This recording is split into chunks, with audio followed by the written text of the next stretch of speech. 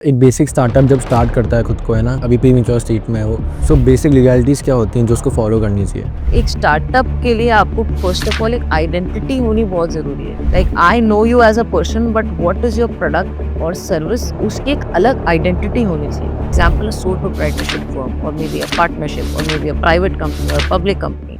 Difference समझाएँगे? अगर जैसे एक इंसान करवा रहा है तो उसको सोल में करवाना चाहिए या फिर प्राइवेट लिमिटेड करवा सकता है वो?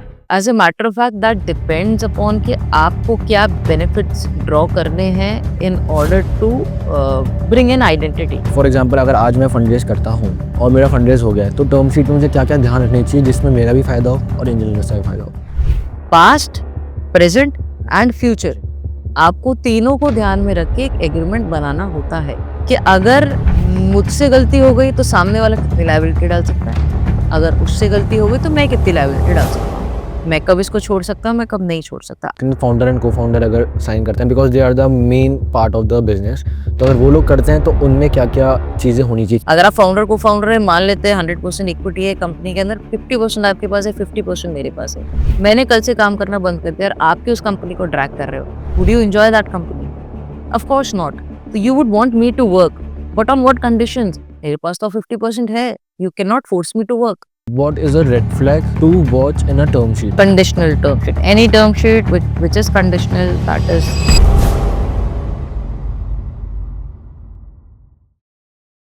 वी शुड स्टार्ट लाइक कि आपको, है ना, आपको जर्नी बतानी है कि आप कैसे लीगलिटीज़ में पड़े, आपने खुद का स्टार्टअप करा या फिर नहीं करा, अगर करा तो फेल हुआ या जैसा भी चला, एंड फिर इंजीनियरिंग से कैसे बने आप please? Hmm, okay. Basically I wanted to do a startup. मुझे शुरू से करना था एक स्टार्टअप। स्टार्टअप मुझे बहुत फैसिनेटिंग वर्ड लगता था शुरू से। So since 2015 as soon as I finished my college, तो मुझे मन था कि मैं कुछ स्टार्टअप इकोसिस्टम में एंटर करूं, कुछ अपनी कंपनी खोलूं, but due to multiple reasons मैं नहीं कर पाई। एंड गिवन द बैकग्राउंड के लॉ कर रखा, मैंने सीएस कर रखा है, तो वो फैमिली पुश्ड मी कि और पढ़ाई कर लो। सो मैंने एलएलएम भी कर लिया, उसके बाद परसुइंग पीएचडी एज वेल, तो वो भी शायद साल भर के अंदर हो जाएगी। सो पढ़ाई पढ़ाई पढ़ाई इतनी हो गई थी कि बिजनेस माइंडसेट पर कभी जाने का मौका ही नहीं मिला। हाउएवर पोस्ट कोविड कोविड में रियलाइज्ड कि सर्विस इंडस्ट्रीज तो इतना नहीं परफॉर्म कर पा रही, परफॉर्म ही नहीं कर पा रही थी सर्विस सही सही। Industry. So in 2021 basically I thought of, basically एक लॉ फर्म तो मेरी चल ही रही थी, बट आई थॉट कि कुछ स्टार्टअप किया जाए। But again falling short of ideas, I didn't wanted to do anything just for the sake of doing it. मुझे कुछ वो करना था जो एक्चुअल वैल्यू एडिशन हो सोसाइटी के लिए, but I could not find any idea for that matter. Service based startups मैंने किए हैं, सर्विस बेस्ड मैंने लॉ फर्म बना ली। बट इन 2022, जब थोड़ा बहुत आपने नया-नया कुछ एक अमाउंट आपने इकट्ठा करा है, 2015 से आई स्टार्टेड अर्निंग, तो कुछ जब मैंने एक एम्पल ऑफ अमाउंट जब मेरे पास आया, सो कुछ एक young students they came up to me and they were like कि मैम ये हमारा एक एक आइडिया है, would you want us to help? Would you want to help us? So I was like ठीक है, हेल्प करते हैं। So I help them with 1 lakh. तो ये 2021 में पहला हुआ चेक था और आपने ये 1 लाख पहला का था। चेक मैंने 1 लाख का ही दिया था and I did not take equity for that. मैं ले लो, जब तुम्हें लगे तुम्हारे पैसे बन गए तो you can give it back. So within 2 years I guess उन्होंने मुझे 3.5 लाख रुपए वापस करे थे, right? So but down the line before I was looking at the financial statements, मुझे समझ आया कि यार ये पैसा इन्वेस्ट आपने हेल्प करने के लिए किया था, बट नाउ वो पैसा खुद ही मल्टीप्लाई भी होता जा रहा है। So that made me realise कि हाँ, startup is going to grow. And 2020 से since 2024 I have invested in multiple startup. Hmm, yes. ठीक है मैम। लाइक एक बेसिक स्टार्टअप जब स्टार्ट करता है खुद को, है ना, एकदम अभी प्रीमेच्योर स्टेट में है वो, सो बेसिक लीगैलिटीज़ क्या होती हैं जो उसको फॉलो करनी चाहिए? तो अगेन वैभव, जैसा आप बोल रहे हो कि एक स्टार्टअप खुद को स्टार्ट करता है, तो बेसिकली पहले तो स्टार्टअप होता क्या है आपको पता होना चाहिए। What is a startup? अभी हर कोई प्रोडक्ट या सर्विस निकाल देता है और खुद को स्टार्टअप बता देता है, राइट? कि मैं स्टार्टअप हूँ, मुझे फंडिंग दे दो, मुझे प्री सीड दे दो, सीड दे दो, ये सब निकल जाते हैं फंडिंग लेने। Now as a matter of fact, एक स्टार्टअप के लिए आपको फर्स्ट ऑफ ऑल एक आइडेंटिटी होनी बहुत जरूरी है। Like I know you as a person, but what is your product और सर्विस, उसकी एक अलग आइडेंटिटी होनी चाहिए। So in order to be called a startup, आपकी कोई अलग identity, example a sole proprietorship firm or may be a partnership or may be a private company or public company, right? An LLP. So आपके पास एक separate identity होती है जो majorly लोग ओवरलुक कर देते हैं। वो प्रोडक्ट या सर्विस बनाने में लग जाते हैं, लेकिन उसकी आइडेंटिटी कभी भी क्रिएट नहीं करते। ठीक है? So that is one thing. Identity का सेकंड थिंग, मतलब एग्ज़ैक्टली हाँ, सो आइडेंटिटी मतलब आपके पास कोई रजिस्ट्रेशंस होने चाहिए, ठीक है? सो या तो आप उसको पार्टनरशिप फर्म आप कैसे बुलाओगे, एलएलपी कैसे बुलाओगे? You should have certain registrations जो बहुत बेयर मिनिमम कॉस्ट में हो जाता है और आजकल तो गवर्नमेंट फ्री में भी करवा रही है आपके लिए, ठीक है? सो आपके पास वो रजिस्ट्रेशंस होने चाहिए जिसकी वजह से आप खुद को एक स्टार्टअप, एक सेपरेट आइडेंटिटी बुला पाओ, that is one thing. Second thing is आपके पास ट्रेडमार्क होने चाहिए। अगर आपका एक ब्रांड है, जैसे मेरा एक अभी recently I have launched a brand by the name Swachhathon, right? So that is basically जिसमें हम लोग रन ऑर्गेनाइज़ करवाते हैं with respect to certain social causes, हम लोग लेते हैं। अब मैं ये इंश्योर करना चाहिए मुझे कि आप ये मार्केट में कोई भी ये नाम यूज़ ना कर पाए, राइट? आज मैं स्वच्छथॉन करा रही हूँ, कल आप भी करा सकते हैं, कोई और भी करा सकता है या आपका ब्रांड है पाउडर। आपको ये इंश्योर करना चाहिए कि कोई और ये नाम, ये ब्रांड नेम यूज़ ना कर पाए। उसके लिए आपको सबसे पहला स्टेप जैसे ही दिमाग में आया पाउडर, मुझे ये नाम चाहिए, मुझे डोमेन नेम चाहिए, मुझे ये इंश्योर करना है कि कोई और मार्केट में ये नाम यूज़ ना कर पाए या कोई कर तो नहीं रहा, ये भी आपको आइडेंटिफाई करना है। सो जब हम ये 3-4 चीज़ें आइडेंटिफाई करते हैं तो हम इसको ट्रेडमार्क कराते हैं कि now this is our brand, this is our name, आप इसको यूटिलाइज़ नहीं, कोई और इसको यूज़ नहीं कर सकता, right? So these are two things that one should be completely assured before going into public कि मेरे पास इसका रजिस्ट्रेशन है, मेरे पास इसका ट्रेडमार्क है। These are the two things और भी है down the line but these are the major things। But basically जब स्टार्ट करते हैं हम लोग तो हमको पता नहीं लगा कि सोल प्रोप्राइटरशिप में कराएँ रजिस्टर्ड या प्राइवेट लिमिटेड कराएँ या फिर एलएलपी आप जो बोल रहे हैं। डिफरेंस समझाएँगे अगर जैसे एक इंसान करवा रहा है तो उसको सोल में करवाना चाहिए या फिर प्राइवेट लिमिटेड करवा सकता है वो? कुछ इसमें और एलैबोरेट कीजिए look please. As a matter of fact that depends upon कि आपको क्या बेनिफिट्स ड्रॉ करने हैं in order to bring an identity. So आप अगर सोल प्रोप्राइटरशिप जा रहे हो तो आपको क्या चाहिए? फॉर एग्जांपल मेरे को मेरी कंपनी की ब्रांडिंग बहुत अच्छी करनी है, मेरे को मेरे प्रोडक्ट की ब्रांडिंग बहुत अच्छी करनी है, मेरे को उसमें इन्वेस्टमेंट भी चाहिए, मेरे को एंजल इन्वेस्टर्स भी चाहिए, मेरे को मार्केटिंग भी बहुत अच्छी करनी है, मेरे को ग्लोबल भी लेके जाना है, तो मैं सोल प्रोप्राइटरशिप के साथ नहीं लेके जा पाऊंगी, राइट? क्योंकि उसमें कुछ एक चैलेंजेस आते हैं। If I am an investor and if I would want to invest, I will not invest in sole proprietorship. क्यों? क्योंकि उसमें शेयर्स नहीं होते, एग्ज़ैक्टली। ठीक है? उसमें इक्विटी नहीं होती, पार्टनरशिप की तरह शेयर्स नहीं होते, मतलब आप कुछ एक प्रॉफिट एंड लॉसेस नहीं होते उसके अंदर। सोल प्रोप्राइटर आप इकलौते हो उसको सँभालने वाले, ठीक है? So I would not want to invest in your sole proprietorship firm क्योंकि मुझे दिख रहा है भई, ये तो इकलौते अकेले हैं जो सँभाल रहे हैं, इनके पास ना इक्विटी है, ना शेयर्स हैं देने के लिए, तो आई विल नॉट इन्वेस्ट। आपका अगर थॉट प्रोसेस ये है कि मुझे इन्वेस्टमेंट चाहिए, then either go for a private limited company जहाँ पर एक्चुअली इक्विटी होती है आपके पास, किसी को देने के लिए आपकी कंपनी के शेयर्स होते हैं। अब आप मुझसे पूछें इक्विटी क्या होता है? तो ऐसे समझते हैं अगर एक कंपनी को हम 100 एक कंपनी के पास 100 शेयर्स हैं, वो 100 जनों में या उससे भी ज़्यादा जनों में वो शेयर्स बाँट सकता है। मैंने एक आपको दे दिया, एक किसी और को दे दिया, ठीक है? Maybe you can be majority owner or you can be minority owner, आप एक-एक भी किसी को देते हैं इन लिeu ऑफ इन्वेस्टमेंट कि मैं आपको एक मेरी कंपनी का एक शेयर देता हूँ, इसके बदले आप मुझे इतना पैसा दें। वो पॉसिबल नहीं है sole proprietorship, right? And partnership की जब हम बात करते हैं, पार्टनरशिप इज़ अ थिंग व्हेरेइन 2 या 2 से ज़्यादा लोग आकर के एक पार्टनरशिप हम नहीं फॉर्म करते, हम एलएलपी फॉर्म करते हैं majorly, which is limited liability partnership.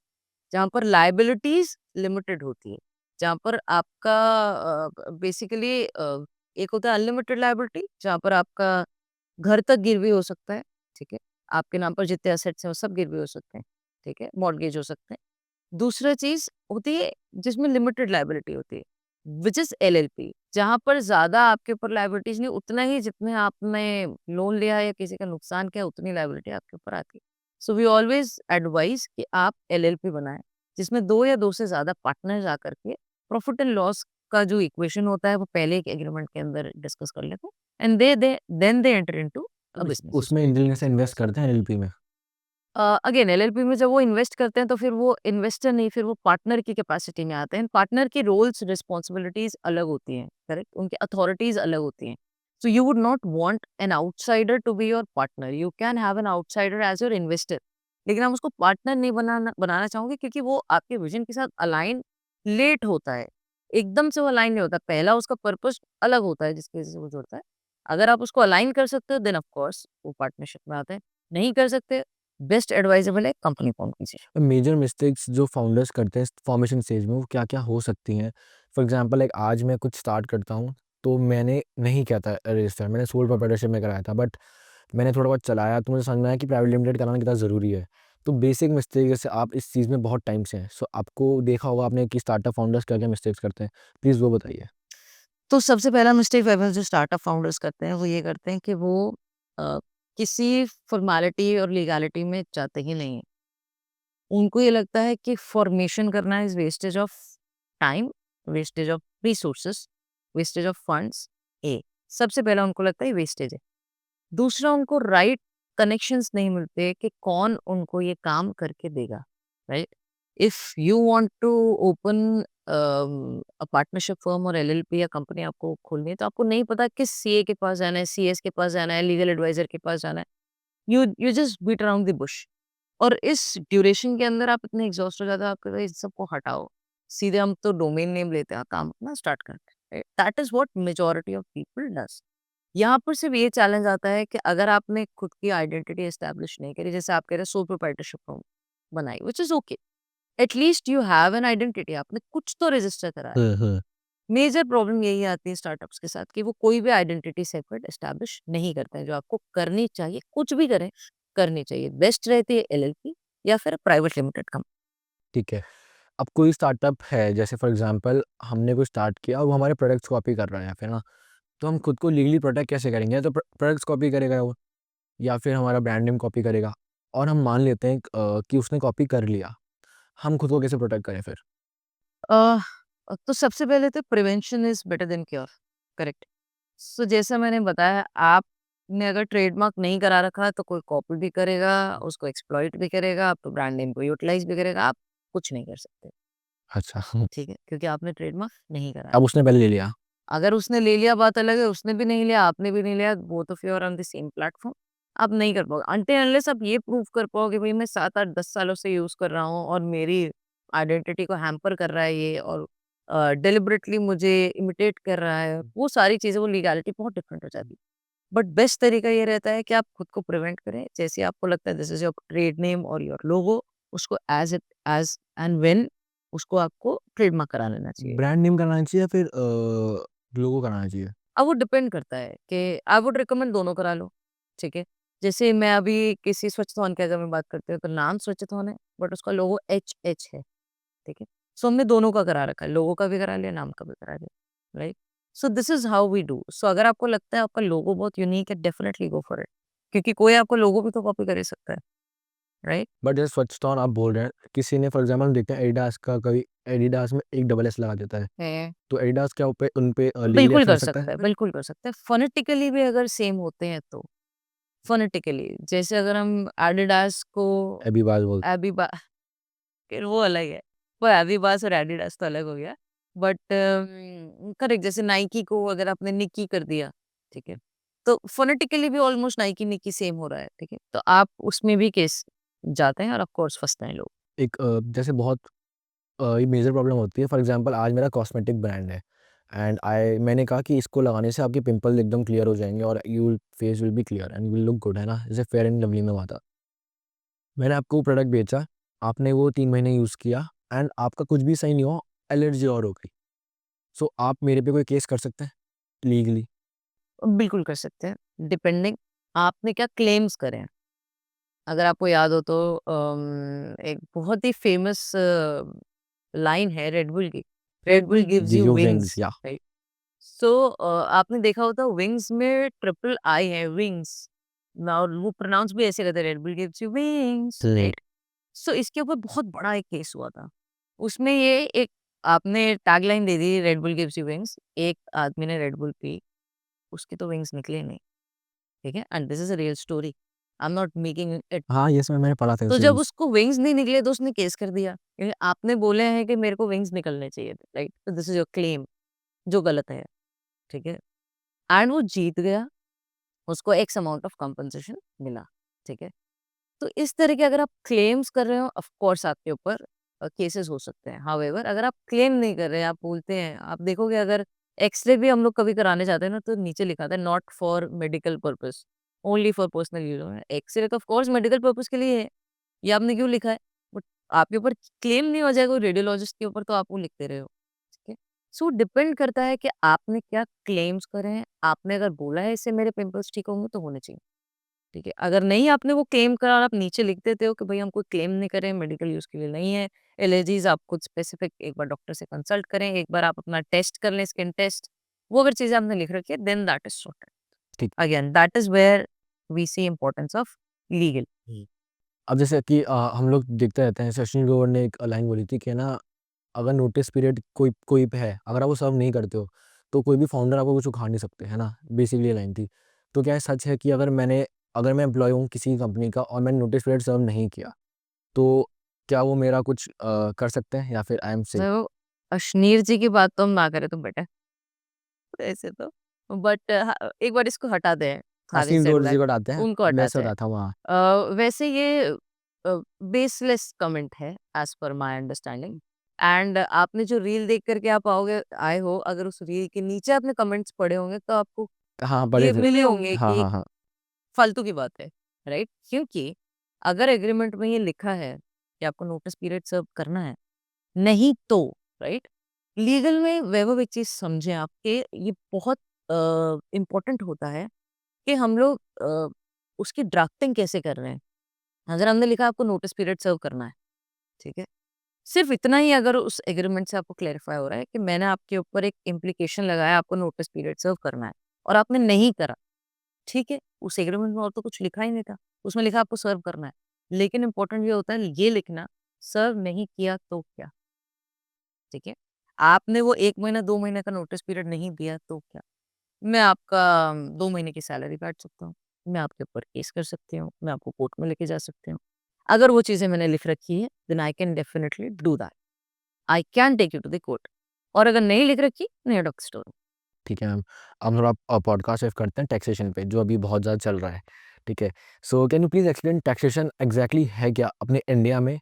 And GST जो है, गुड्स एंड सर्विसेज टैक्स, इसको पूरा ढंग से समझाइए पूरा कि इंडिया में टैक्सेशन वर्क कैसे करता है।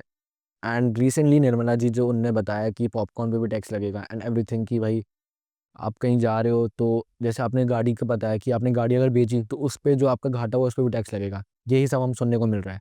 इसको प्लीज़ समझाइए। ये मैं आपको बहुत बेसिक हम इसमें डीप में नहीं जाएँगे क्योंकि अगर डीप में गए तो बहुत बहुत लंबा लंबा हो चैप्टर है जाएगा, इस। ठीक है? बहुत बेसिक सा मैं आपको बताती हूँ। I will just sum up in 2 to 3 lines only, right?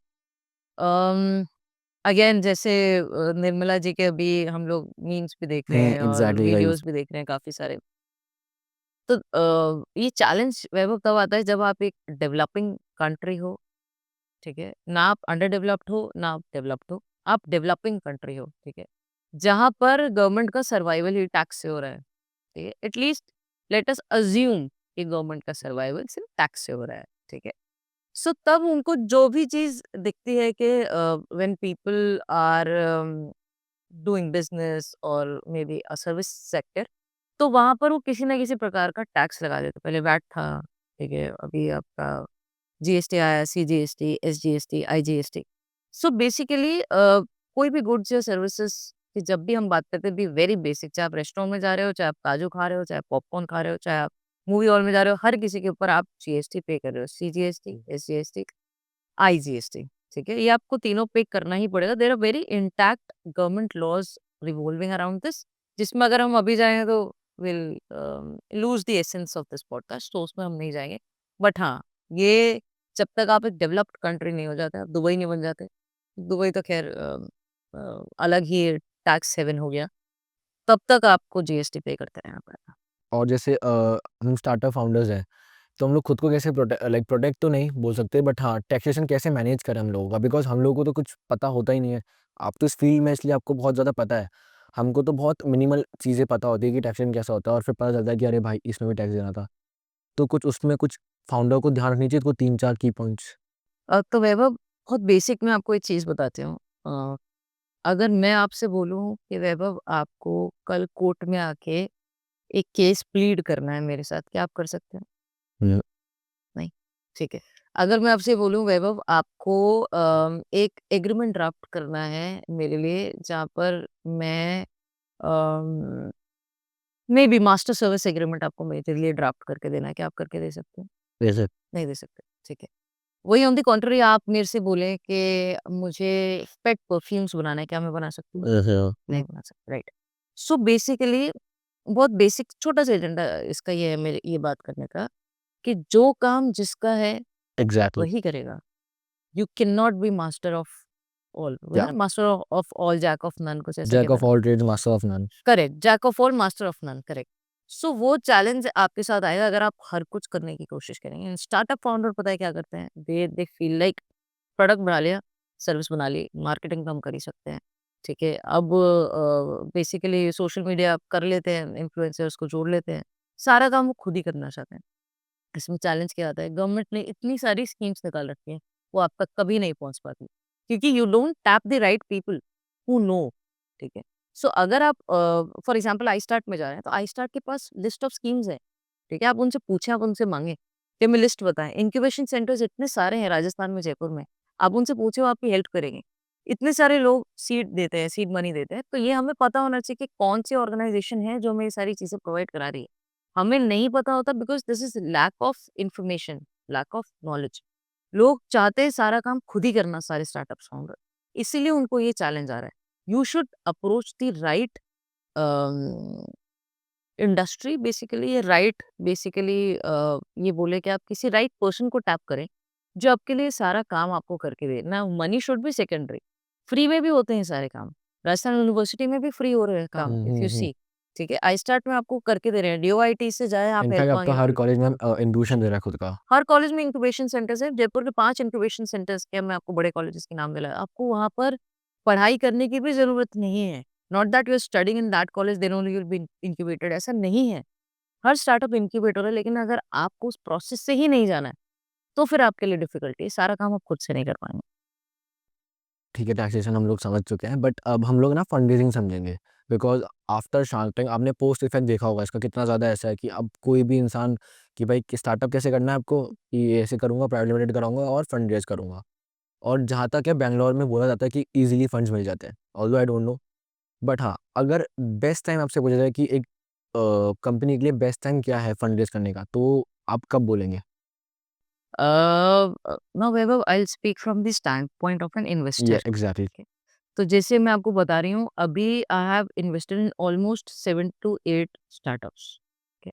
जिसमें जो मैं अभी आपसे डिस्कस भी कर रही थी पॉडकास्ट से पहले कि हाईएस्ट वैल्यूएशन इज़ 300 सीआर, जिसमें मैंने इन्वेस्ट करा है ऑफ अ कंपनी, राइट? अब there is not a right time to seek investment, ऐसा कोई सही समय नहीं होता।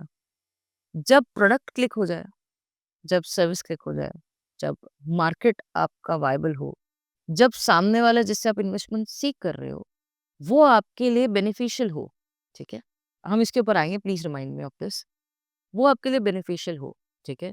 जब आपके प्रोडक्ट में दम है, आप में खुद में दम है, as a founder also if you are strong, your team is very strong. Now team doesn't mean कि आ रही हैं, जा रही हैं, 6-8 महीने काम कर रही है, टीम बदल रही है, वो नहीं। वो टीम जो आपके साथ 2 साल, 3 साल से काम कर रही है। When everything is aligned, then you are pitch ready, then you are investment ready, right? अब इसमें ये भी हो सकता है कि कुछ एक इन्वेस्टर्स का अलग पीओवी होता है। उनका पीओवी ये होता है कि आप कितना प्रॉफिट बना रहे हो, आप हमें ये बताओ, ठीक है? So if you are making profits, for some investors you are investment ready, ठीक है? For some investors if you are solving a problem, you are investment ready. For some investors, if you are bringing a change along with profitability, आप ready हो, ठीक है। तो depend करता है कि आप किससे इन्वेस्टमेंट लेने जा रहे हो। हाउएवर ये 3-4 चीज़ें जिसमें आपके पास प्रोडक्ट है, जिसमें आपके पास सही नीश है, जिसमें आपके पास प्रोडक्ट है, सर्विस कुछ भी है, जिसमें आपके पास टीम है, ठीक है? उसके बाद में you are investment ready. But angel investors और वीसीज़ ये लग पैसा लगा किस चीज़ पे रहे हैं? लाइक हम लोग शार्क टैंक देखें, तो वो लोग बोलते हैं कि फाउंडर पे पैसा लगता है। बट हम जितना अभी तक हम लोगों ने इकोसिस्टम में देखा है, पैसा तो जब प्रॉफिटेबल बिज़नेसेस होते हैं तभी लगता है। अगर आप शार्क टैंक देखते हैं, सब लोग देखते हैं, तो वहाँ पे भी तभी लगाते हों पैसा जब वो लोग सेल्स उनकी अच्छी प्रॉफिटेबल होती है। Well this is a very nice question कि पैसा लगा किस पे रहे हैं? इन्वेस्टमेंट इन्वेस्टमेंट करने वाला। सो बेसिकली 2 चीज़ों पर पैसा लगता है, या तो कॉम्बिनेशन ऑफ 2 या any of the one. One is product.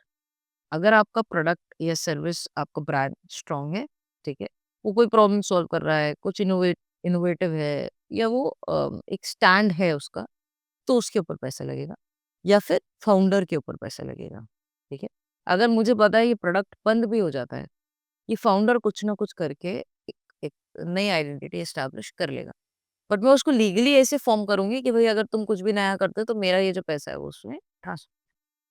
So I safeguard my self as an investor. ऐसा नहीं है कि मैंने आप पे इन्वेस्टमेंट लगा दिया, इसमें आपने मेरे 15 लाख रुपए डुबो दिए तो मैं आपको दूसरे में दे दूँगी, ऐसा नहीं है।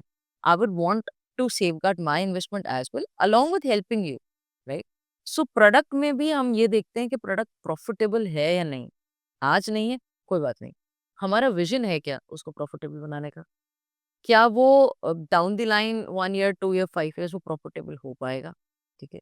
क्या वो अलाइन कर पाएगा मेरे विज़न के साथ? If yes then I will invest, if no then drop out, right? लेकिन ये आप शार्क टैंक जो बोल रहे हो ना, वैभव, आपको ये वो 1 घंटे का टीवी पर जो आता है ना, सिर्फ उतना ही दिखता है। प्री एंड पोस्ट क्या होता है आपको पता भी नहीं। जितने चेक्स उन्होंने काटे हैं, उनसे बहुत कम कन्वर्ट होते हैं, क्योंकि सब लोग ड्यू डिलिजेंस पे फँस जाते हैं। ड्यू डिलिजेंस में आपने कुछ एग्रीमेंट्स नहीं कर रखे, आपने फॉर्मेशन ठीक नहीं है, आपके पास ट्रेडमार्क नहीं है, आपके पास डोमेन नहीं है, बहुत सारी चीज़ें होती हैं। एग्रीमेंट इज़ वन थिंग जहाँ पर मेजरली लोग फँस जाते हैं कि आपने एग्रीमेंट्स फॉर्मुलेट नहीं कर रखे। सो वहाँ ड्यू डिलिजेंस में आप फेल हो जाते हैं और आपको इन्वेस्टमेंट नहीं मिलता है। टीवी पे तो दिख गया। काफ़ी ब्रांड्स हैं हमारे जयपुर से जिनको भी नहीं मिला है। करेक्ट, काफ़ी ब्रांड्स हैं जिन I will not name them, yes, but उनको एग्ज़ैक्टली। नहीं मिला है इन्वेस्टमेंट, उन्होंने वो कंपनीज़ बंद करी हैं, नई कंपनी खोली है, राइट? तो वो नई कंपनी के बारे में भी हम जानते हैं, लेकिन of course we won't bring that out. ठीक है, हम like what are the legalities जब एक फंड रेज़ कर रहे हो आप लोग, तो आपको टर्म शीट कैसी बननी चाहिए? क्योंकि टर्म शीट फॉर एग्ज़ाम्पल मुझे नहीं पता टर्म शीट क्या है, ठीक है? मैं तो एकदम स्टार्टिंग से सीखा है कि धंधा बनाना है, आपको पैसे उठाने भी नहीं है, खुद के पैसे बचा-बचा के आपको लगाना है और उससे मार्केटिंग करनी है और प्रोडक्ट बनाना है। बट फॉर एग्ज़ाम्पल अगर आज मैं फंड रेज़ करता हूँ, इनिशियल स्टेज है मेरी एकदम, और मेरा फंड रेज़ हो गया है, तो टर्म शीट में मुझे क्या-क्या ध्यान रखनी चाहिए जिसमें मेरा भी फ़ायदा हो और एंजल इन्वेस्टर का फ़ायदा हो? वैभव, एक तो आपने 2 चीज़ बोल दी इसमें कि पैसे मैं खुद ही बना-बना के और अपने बिज़नेस में लगा रहा हूँ। बट वो बहुत नहीं हो पाता उसमें हाँ। अब मैं आपसे एक बहुत बेसिक सवाल करती हूँ, और ये चीज़ मैंने बहुत लेट सीखी है। आप मुझे ये बताओ कि आप अगर लोन पे पैसा उठाते हैं, एक स्टार्टअप अगर लोन पे पैसा उठा रहे हैं, तो उसको कम से कम कितने पर मिल जाता है? 11-12% एट लीस्ट। ये आपने बहुत ज़्यादा बोल दिया। अच्छा। अगर आपको बहुत सारे एग्ज़म्पशन्स हैं अवेलेबल और वो हमें पता ही नहीं है। हुँ, हुँ, हुँ, हुँ। सही ऑडियंस, सही लोगों को अगर आप टैप करोगे तो आपको पता चलेगा, आपको 6 से 7% पर लोन मिल जाता है, ठीक है? अगर आपको 7% पर लोन मिल रहा है, तो आप मुझे ये बताएँ कि अगर आप एक एफडी कराते हैं, तो आपको कितने परसेंट पर एफडी आपको रिटर्न देता है? मुझे लिटरली नहीं पता बिकॉज़ नहीं लैक पता। Of information exactly. तो आपको देता है ज़्यादा से ज़्यादा 7% पर आपको वो एफडी रिटर्न दे देता है, ठीक है? एक होता है स्वीप एफडी, उसमें ये होता है कि आपके अगर बैंक अकाउंट में 1 लाख रुपए पड़ा है, आप अपने बैंक में बोल सकते हो कि मेरे बैंक अकाउंट में सेविंग्स में सिर्फ 10,000 रखा जाए, बाकी 90,000 या any Penney above 10,000 should be converted into FD. वो ऑटोमैटिक कन्वर्ट हो जाता है, और जब आपको रिक्वायरमेंट होती है वो ऑटोमैटिक टूट के आपके सेविंग्स अकाउंट में आ जाता है। That is automatic. जितने टाइम के लिए आपका पैसा सेविंग्स से हट के एफडी में गया, उतने टाइम का आपको इंटरेस्ट मिल जाता है, और ये नॉलेज हमें नहीं है ना? सो पर्पस क्या है ये बताने का? पर्पस ये है कि आप लोन पर पैसा लेकर के स्टार्टअप्स, अगर वो बिज़नेस में इन्वेस्ट करते हैं, उतना ही पैसा जो उनको एफडी में मिल रहा था, मतलब नो प्रॉफिट नो लॉस में वो काम कर रहे हैं, दूसरे लोग से पैसा लेकर के अगर वो पैसा बनाकर उनको प्रॉफिट पे दे पा रहे हैं, हुँ, ठीक है? बिकॉज़ अगर आप लोन लेते हैं 7% पर, उसको this is not the right thing that I am but नहीं सेइंग, बहुत अच्छा आंसर है मैम ये काफ़ी। राइट? हाँ। लेकिन अगर आप उसको म्यूचुअल फंड्स में भी अगर हम पैसा डालते हैं, तो म्यूचुअल फंड्स भी कैग आपको दे रहा है 12% से 18% का कैग दे रहा है, ठीक है? और लोन आपको 7% का मिल रहा हुँ। है, right? So people don't understand this maths, और ये मुझे भी बहुत लेट समझ आया। आई am not saying I learned it मुझे वेरी क्विक समझ क्विकली। में आ गया लेकिन। Right? You're intelligent then, right? So this is how a person should be thinking. A, B, आप बात करो टर्म शीट की। टर्म शीट में क्या-क्या होना चाहिए? कितना पैसा इन्वेस्ट कर रहे हैं? किस वैल्यूएशन पर कर रहे हैं? कब तक के लिए ऑफर वैलिड है, कब किन कंडीशंस पर ये ऑफर चला जाएगा, ठीक है? ये सारी चीज़ें हमें पता होनी चाहिए। कंडीशंस क्या-क्या हो सकती हैं? कंडीशंस काफ़ी सारी हो सकती हैं। फॉर एग्ज़ाम्पल एक होता है लीड इन्वेस्टर, ठीक है? जो लीड करता है, एंकर एंकर होता है वो। तो मान लीजिए आपने 1 सीआर का अगर निकाला है, तो one person is saying I will be the anchor and I will bring in 60 lakh on the condition that you raise 40 lakh, oh! Right? Then I will be the anchor. अगर आप 40 नहीं कर पाते हो तो मैं वो 60 भी नहीं लेके आ पाऊँगा। तो ये जो कंडीशनल टर्म शीट होती है, इससे बच के रहना चाहिए और बहुत एक्सक्लूसिव इनकी स्टडी करनी चाहिए और एग्ज़ॉस्टिव स्टडी करनी चाहिए कि ये क्या कंडीशंस हैं जिसकी वजह से ये टर्म शीट का ये जो भी कंडीशंस है वो विथड्रॉ कर ली जाएगी। काफ़ी डिस्प्यूट्स भी होते हैं इन्वेस्टर्स के और फाउंडर्स के, बताएँगे आप क्या कैसे हो सकते हैं? मतलब एंड डिस्प्यूट तो किसी भी तरीके से हो सकता है। लाइक मेजरली क्यों होते हैं? डिस्प्यूट तभी होते हैं जब अगर आप लोग के बीच में जो डिस्कशन है वो ट्रांसपेरेंट नहीं था, ठीक है? आपने मुझे बोला मैं प्रॉफिटेबल हूँ, आपने मुझे जो बुक्स दिखाई वो प्रॉफिटेबल दिखी और एट द एंड ऑफ या द वो डे कंट्रोल मांगते हैं ना ज़्यादा कि हम लोग डिसीजन मेकिंग करेंगे? अब मैं इन्वेस्टर के स्टैंड पॉइंट से भी बताऊँगा, मैं स्टार्टअप स्टैंड पॉइंट से भी हाँ, बताऊँगी, प्लीज़ वही। राइट? सो अगर आप ट्रांसपेरेंट नहीं हो, डिस्प्यूट होता है। कंट्रोल माँगते हैं इज़ फॉर द फैक्ट कि अगर सामने वाले को लगता है कि मैं ज़्यादा एक्सपीरियंस्ड हूँ इस सेगमेंट में, तो they would want to let you know कि these are the things that you should do, otherwise चीज़ें खराब हो सकती है या आप लॉसेस में जा सकते हो और आपका लॉस अल्टीमेटली आपके लॉस का शेयर मेरे पास भी आएगा, because I am also an investor, right? तो वो ट्राई करते हैं कि आपको सही डायरेक्शन में पुश करें। लेकिन अगर आप नहीं हो रहे हो तो हो सकता है कुछ इन्वेस्टर्स थोड़े डोमिनेटिंग पर्सनैलिटी के होते हैं। So they do seek control, वो चाहते भी हैं। बट मैं ये नहीं बोलूँगी हर इन्वेस्टर सेम स्टैंड पॉइंट के साथ आता है, right? That is one thing. और मेजर इंपोर्टेंट डिस्प्यूट्स होते हैं, of course being a legal advisor मैं आपको यही बोलूँगी, एग्रीमेंट्स जो होते हैं। अगर आप एग्रीमेंट में क्लैरिटी नहीं है, जैसे अभी हमने नोटिस वाली बात करी थी, आपको नोटिस सर्व करना है, दैट इज़ इट। नहीं किया तो क्या? अगर वो पॉइंटर्स नहीं है, तो डिस्प्यूट होंगे।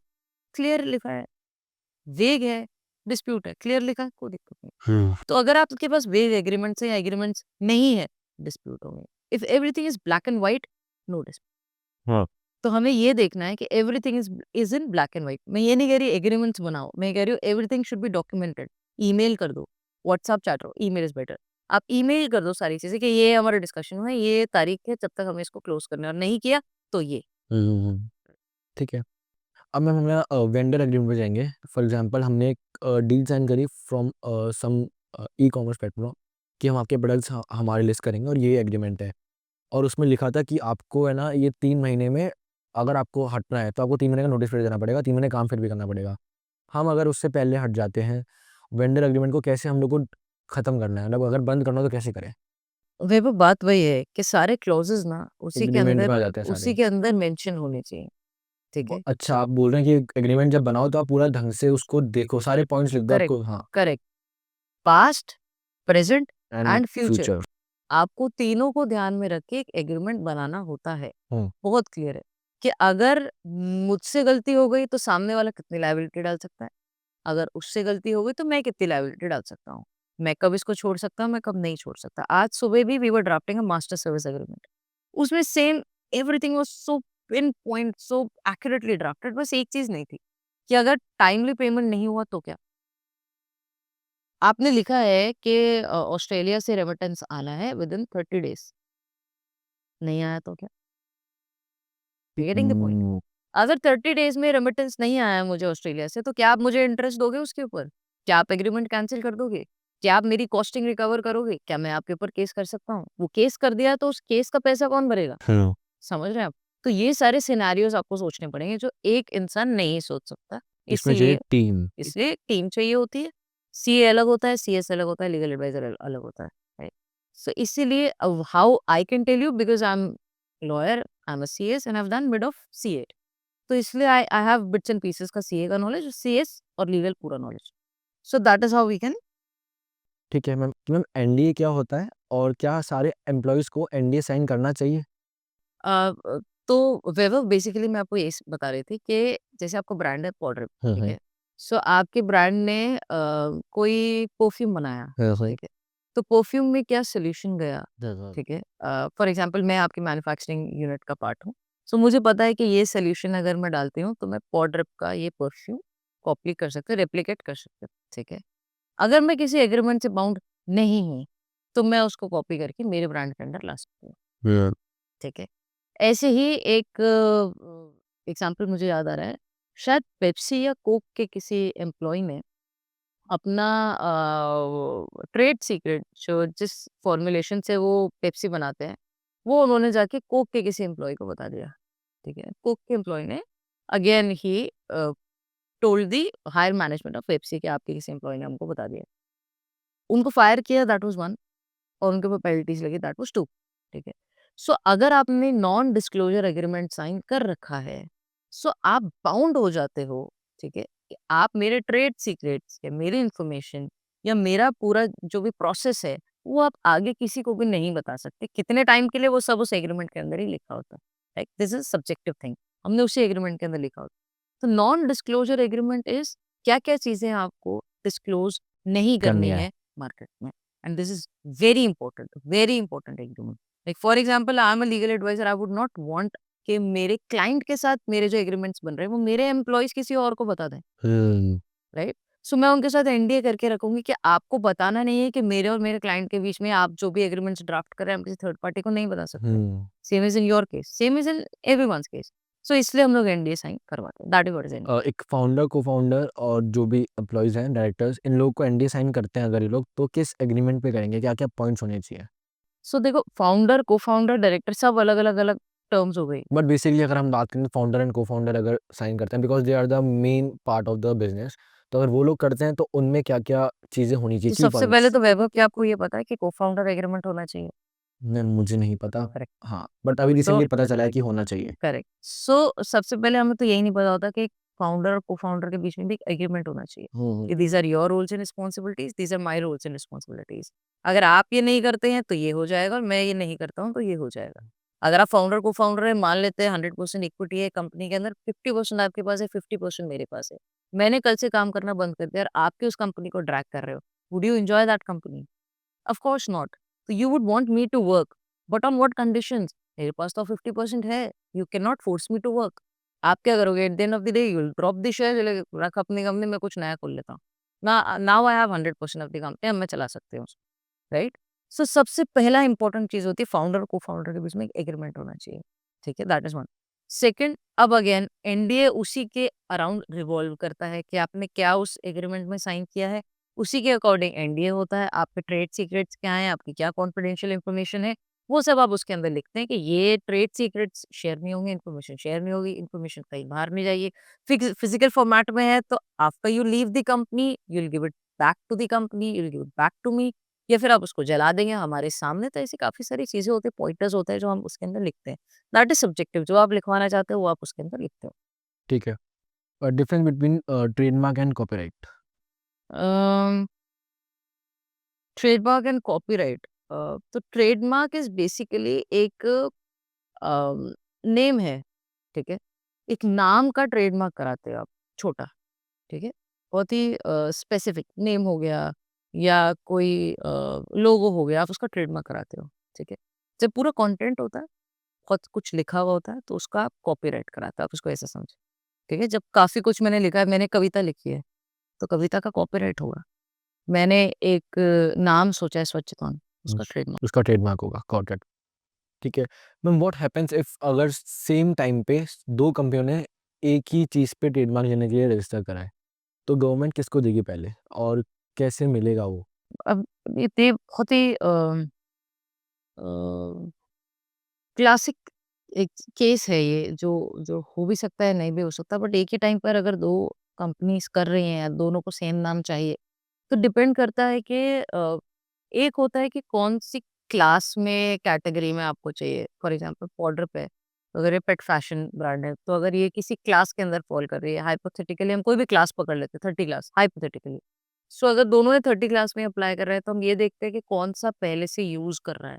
हो सकता है पॉडरेप ने ट्रेडमार्क के लिए अप्लाई आज किया हो, बट वो यूज़ कर रहा है पिछले 1 साल से, ठीक है? सो हम उसको वेटेज ज़्यादा देते हैं। अब 1 साल से यूज़ कर रहा है, प्रूव कैसे करेगा? वो डोमेन से करेगा, वो इनवॉइसेज़ से प्रूव करेगा, वो मार्केट में क्या रेपुटेशन है उससे प्रूव करेगा, तो उससे वेटेज मिलता है। So that is how we decide. Competitor case हम लोग जैसे फॉर एग्ज़ाम्पल मेरा ब्रांड है, तो मैं कैसे कॉम्पिटिटर को रोक सकता हूँ कि मेरा प्रोडक्ट कॉपी ना करे वो?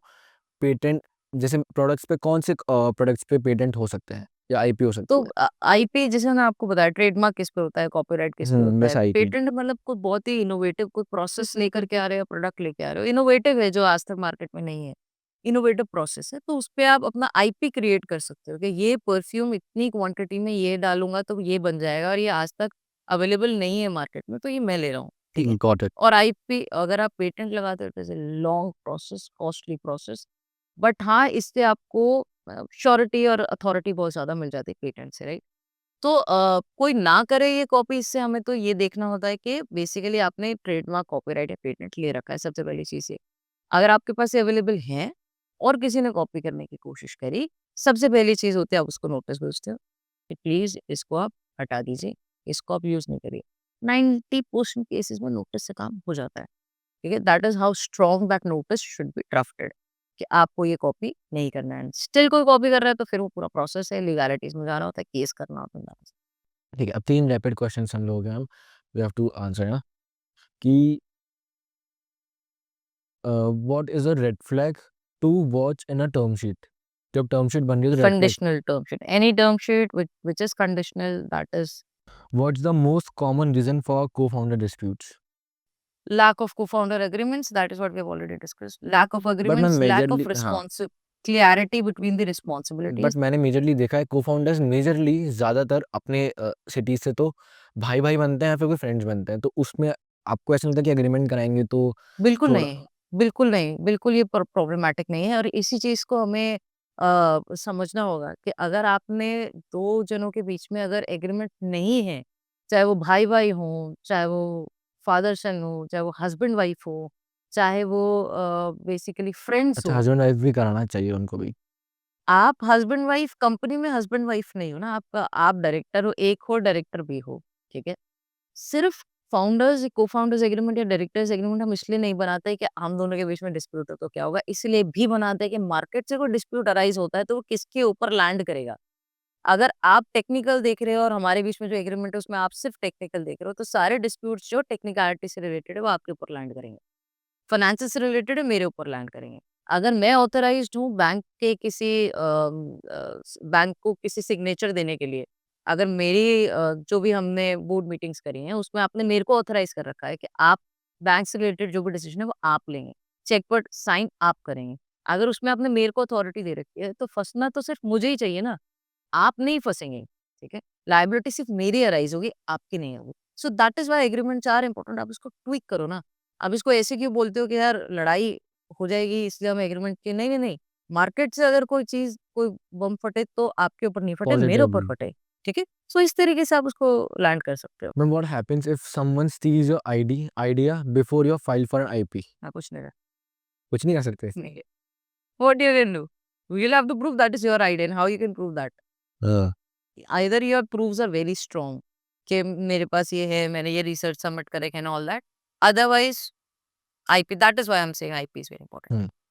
How can startup handle situations where the trademark is being challenged by another company?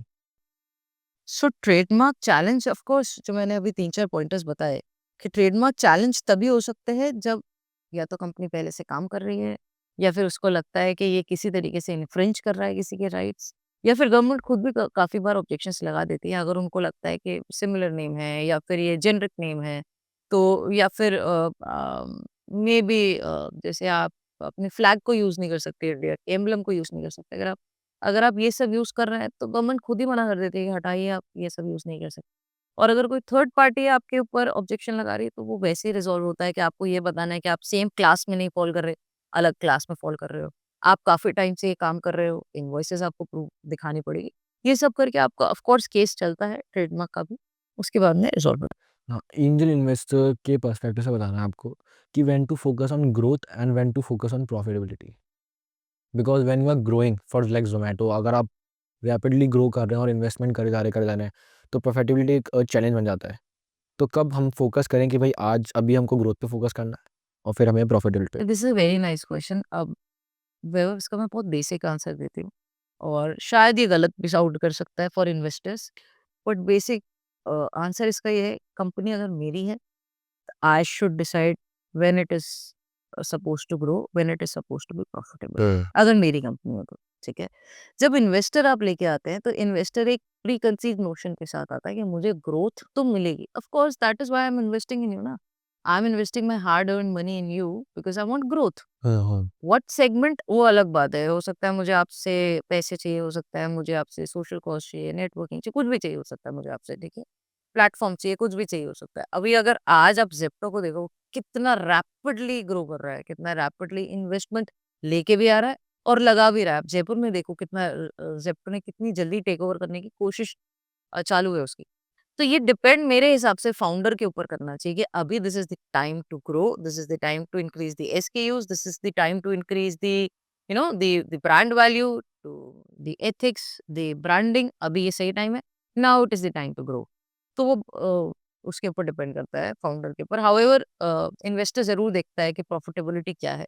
सो वो आपको नेविगेट करना होता है कि कभी आप ग्रोथ में फोकस कर रहे हो, now you are focusing on profitability for a year, when you are profitable, you are seeking an investment and you are being very clear with the investor कि this is our down the line our idea कि हम आगे जाके इसको फिर से growth के format में शिफ्ट करेंगे। तो that is how it happens. Ma'am basically ना जो स्टार्टअप फाउंडर्स होते हैं वो हार्ड वर्किंग होते हैं आपकी नज़र में या स्मार्ट वर्क करते हैं? और क्या होना चाहिए उनको? मेजरली। यार मेरे हिसाब से smart work always outshines hard work, हमेशा, ठीक है? So if you are smart, if you are I call a word जुगाड़ू, ठीक है?